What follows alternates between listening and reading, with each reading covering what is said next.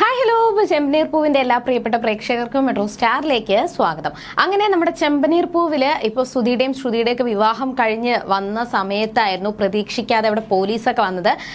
അങ്ങനെ സച്ചിയെ ചോദ്യം ചെയ്തു, പെൺകുട്ടിയെ കുറിച്ച് അന്വേഷിച്ചുകൊണ്ടിരിക്കുകയാണ്. എന്നാൽ ഇന്ന് ശ്രുതിയുടെ ജീവിതത്തിൽ ഒരു നിർണായക ദിവസമാണ്. ശ്രുതിയുടെ ജീവിതത്തിലെ നിർണായക ദിവസം മാത്രമല്ല, സച്ചിയുടെയും രേവതിയുടെയും ജീവിതത്തിലേയും കൂടി ഒരു നിർണായക ദിവസമാണ് ഇന്ന് നടക്കാൻ പോകുന്നത്. അപ്പോൾ ഇനി എന്തൊക്കെയായിരിക്കും സംഭവിക്കാൻ പോകുന്നത് എന്ന് നമുക്ക് നോക്കാം. അതിനു മുൻപ് ആദ്യമായിട്ടാണ് ഈ ചാനൽ കാണുന്നെങ്കിൽ തീർച്ചയായിട്ടും സബ്സ്ക്രൈബ് ചെയ്യുക. അപ്പോൾ ഞങ്ങളുടെ പുതിയ സീരിയൽ റിവ്യൂ വീഡിയോസ് എല്ലാം നിങ്ങൾക്ക് ലഭിക്കുന്നതായിരിക്കും. അങ്ങനെ സച്ചിയോട് വന്ന് കാര്യങ്ങളൊക്കെ ചോദിക്കുന്നുണ്ട്, എന്താ എങ്ങനെയാ എന്നൊക്കെ പറഞ്ഞിട്ട് പോലീസ് വന്ന് കാര്യങ്ങളൊക്കെ തിരക്കുന്നുണ്ട്.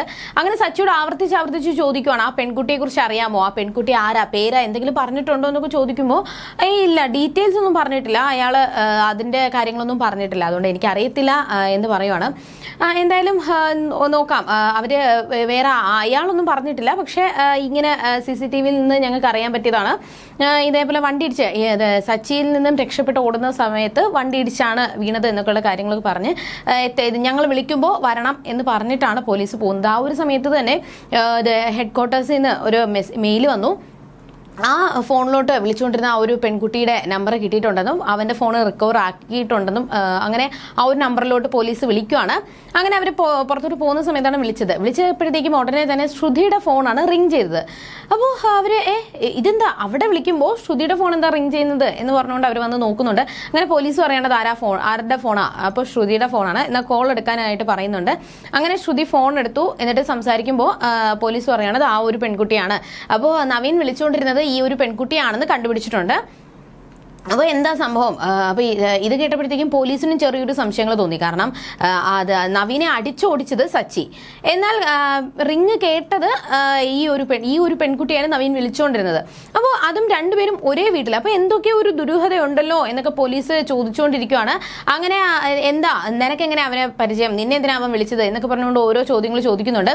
അതിൻ്റെ ഇടയിൽ സച്ചിയും പറയുവാണ്, എനിക്കറിയത്തില്ല, ഇതിനെ പറ്റിയൊന്നും എനിക്കറിയത്തില്ല, അവൾ പറഞ്ഞിട്ടൊന്നുമല്ല ഞാൻ അടിച്ചത്, ഞാൻ സ്വാഭാവികമായിട്ട് അവൻ പറഞ്ഞത് കേട്ടിട്ട് ഇഷ്ടപ്പെടാത്തതുകൊണ്ട് അടിച്ചതാണ് എന്ന് പറഞ്ഞുകൊണ്ട് സച്ചി തന്നെ ചോദിക്കുവാണ്, നിനക്കെങ്ങനെ പരിചയം, നിനക്കെങ്ങനെയാ ഇത്, എന്തോ ഒരു ദുരൂഹതയുണ്ടല്ലോ നിന്റെ ജീവിതത്തിൽ എല്ലാത്തിലും എന്നൊക്കെ പറഞ്ഞുകൊണ്ട് ചോദ്യങ്ങളൊക്കെ വരുന്നുണ്ട്.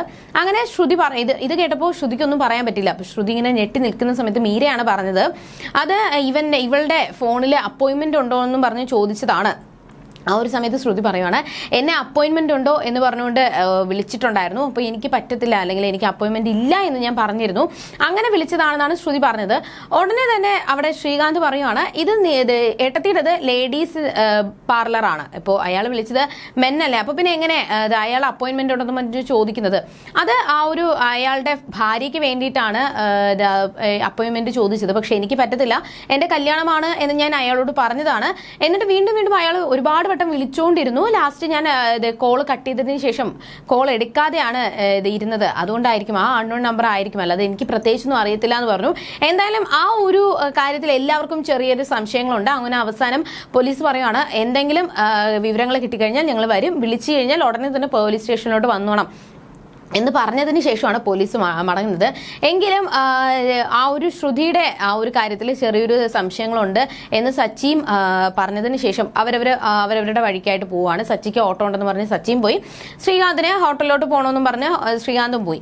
അങ്ങനെ എല്ലാവരും അവരവരുടെ വഴിക്ക് പോയെങ്കിൽ പോലും ശ്രുതിക്ക് ഭയങ്കര ടെൻഷനാണ്, ഇനി എന്ത് ചെയ്യും.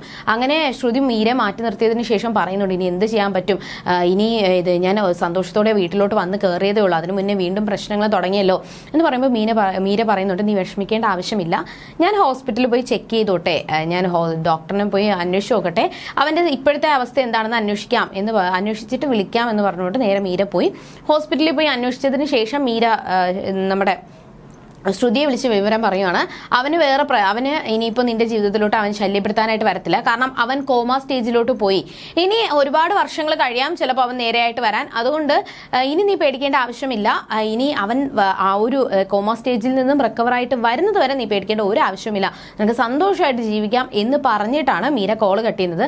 അപ്പോൾ ശ്രുതിക്ക് ഒരുപാട് സന്തോഷം തോന്നി, കാരണം ഒരുപാട് ആ ഒരു തീയിലാണ് താൻ ഇത്രയും നേരം നിന്നുകൊണ്ടിരുന്നത്, എന്നാൽ അത് ആളി കത്തിയിരുന്നത് അതിപ്പോൾ കെട്ടടങ്ങിയല്ലോ, തനിക്ക് ആശ്വാസമായല്ലോ എന്നൊരു സന്തോഷവും നമ്മുടെ ശ്രുതിക്കുണ്ട്.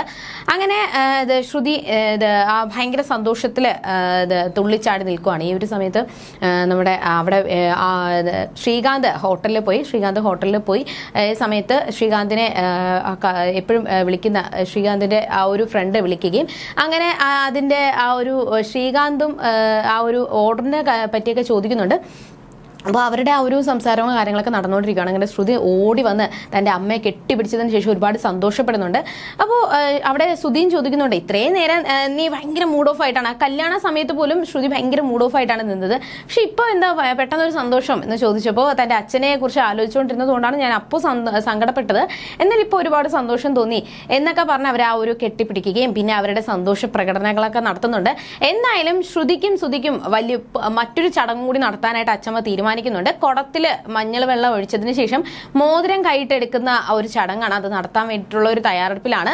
അങ്ങനെ രേവതി അതിനിടയിലും ചന്ദ്രമതി കുറ്റം പറയാൻ വേണ്ടിയിട്ട് ശ്രമിക്കുന്നുണ്ട്. പക്ഷെ അച്ഛമ്മയും രവീന്ദ്രനും നമ്മുടെ ചന്ദ്രമതിക്ക് തക്കതായിട്ടുള്ള മറുപടി കൊടുക്കുന്നുണ്ടെങ്കിൽ പോലും വീണ്ടും ദാരിദ്ര്യം പിടിച്ച പെൺകുട്ടിയാണ്, അവൾ വന്നതിന് ശേഷമാണ് ഈ വീട് ഇങ്ങനെ മുടിഞ്ഞു പോയത് എന്നൊക്കെയുള്ള രീതിയിലൊക്കെ സംസാരങ്ങൾ വരുന്നുണ്ട്. അങ്ങനെ രേവതിയെ വിട്ടിട്ട് ആ കുടം വൃത്തിയാക്കി ആ ഒരു പൂവൊക്കെ കെട്ടി അലങ്കരിച്ചതിന് ശേഷം മഞ്ഞൾ വെള്ളം കൊണ്ടുവരാനായിട്ട് പറയുവാണ്.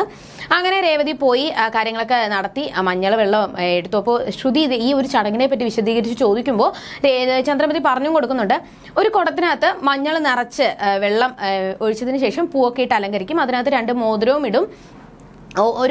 ഇടും, അതിൻ്റെ കൂടെ കുറച്ച് പപ്പടവും ഉണ്ടായിരിക്കും. അപ്പോൾ ഈ ഒരു വധുവും വരനും കൂടി ഈ ഒരു മഞ്ഞൾ വെള്ളത്തിൽ കൈയിട്ട് മോതിരം കണ്ടുപിടിക്കണം.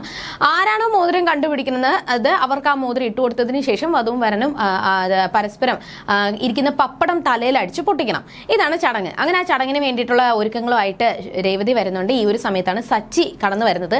ഇനി എന്തായിരിക്കും സംഭവിക്കാൻ പോകുന്നത്? എന്തായാലും വലിയൊരു ദുരന്തമാണ് ശ്രുതിയിൽ നിന്നും മാറിപ്പോയത്. പക്ഷേ അതൊരിക്കലും സച്ചിക്ക് മറക്കാനായിട്ട് പറ്റത്തില്ല. സച്ചിക്ക് ചെറിയൊരു സംശയങ്ങൾ തോന്നിയിട്ടുണ്ട്.